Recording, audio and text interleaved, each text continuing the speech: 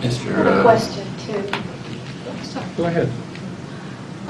It's called, your project's called Columbia River Crossing. Why isn't it called the I-5 corridor or interstate bridge replacement? It seems vague and something that the public can't readily identify with. I mean, you've got Biggs, you've got Rainier, you've got a ferry that goes from Camp Lambert to Clatskanie. Why aren't we more specific here?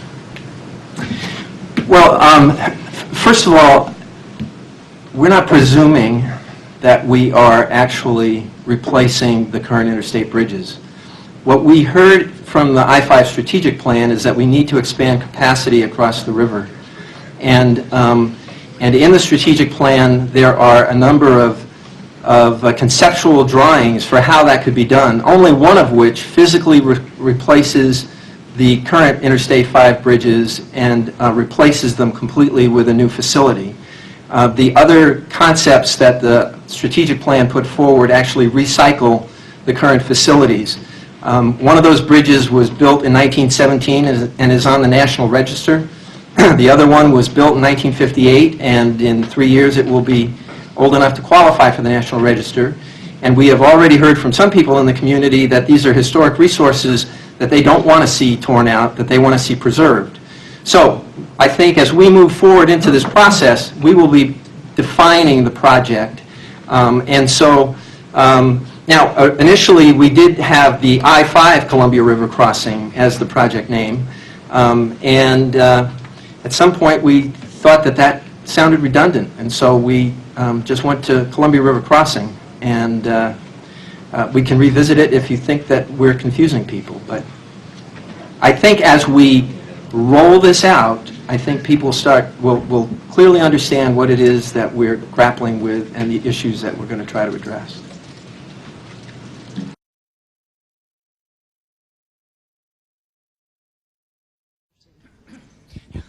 Well, during scoping, it's very possible that the community is going to come to us and say, we want to look at a third corridor. And in fact, in our preliminary conversations with the Federal Highway Administration, they have told us that they will expect us to look at a new corridor in addition to the two, I-205 and I-5, that currently exist. And so those will appear in scoping, and we will have to analyze those and deal with those. That's not to say that there's, well, we will need new information than existed 3 years ago, shall we say, 4 years ago, when the I-5 partnership was doing its work, to come to, I think, a different conclusion than they did. But we will look for that new information during scoping. The I-5 bridge. I-5 bridge. I'm actually on the Columbia River Crossing Task Force, which is the group of elected officials and stakeholders that's working on this issue.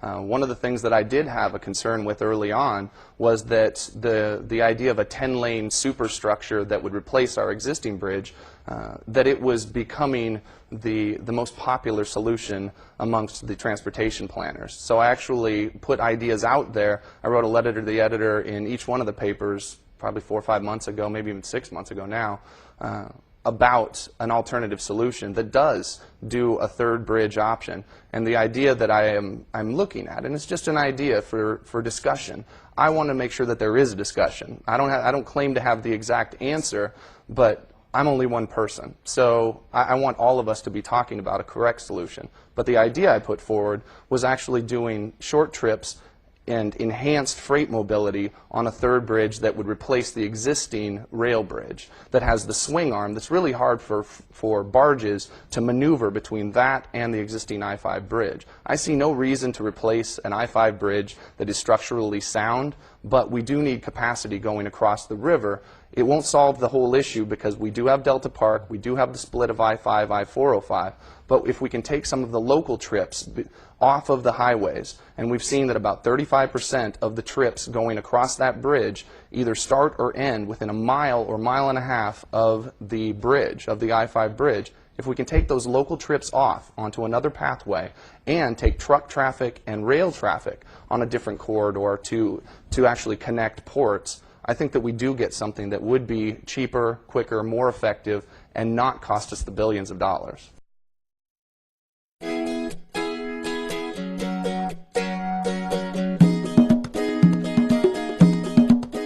This beautiful new freeway bridge across the Columbia River, just west of the existing rail bridge and the current I-5 bridge. It will provide a third crossing between Vancouver and Portland. This additional bridge greatly enhances our freeway system. At the north end of this map, the new freeway attaches to I-5 and Mill Plain. A viaduct travels over the existing truck route to the Port of Vancouver and Fruit Valley Road industrial area. This freeway removes commerce and commuter traffic off of neighborhood streets while providing industrial sanctuaries direct freeway access, making for a safer and environmentally friendly community between I-5 and the ports.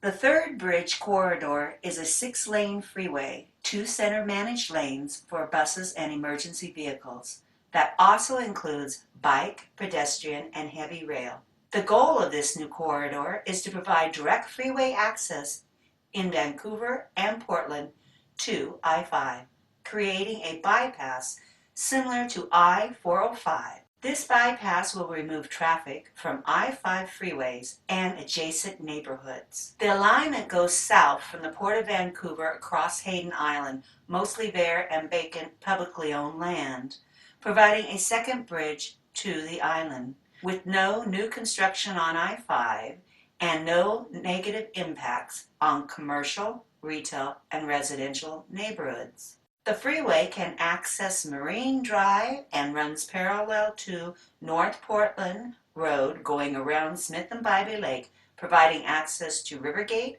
and the Port of Portland, crossing the Willamette River near Letton. This will connect the ports and Rivergate to I-5 and removes designated freight and hazardous material routes from neighborhood streets. Currently, 2,700 18-wheelers go through the St. John's neighborhoods daily. 75% of them have no destination or origin on the peninsula. They are just cutting through because I-5 is over capacity. 26,000 vehicles a day use the St. John's Bridge. With a population of 12,000, the area is one of the worst in the nation for air quality.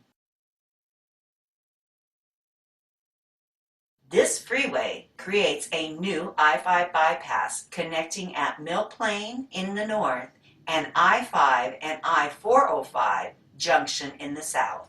It provides additional access to Swan Island while removing freight traffic from adjacent neighborhoods, making I-5 flow freer.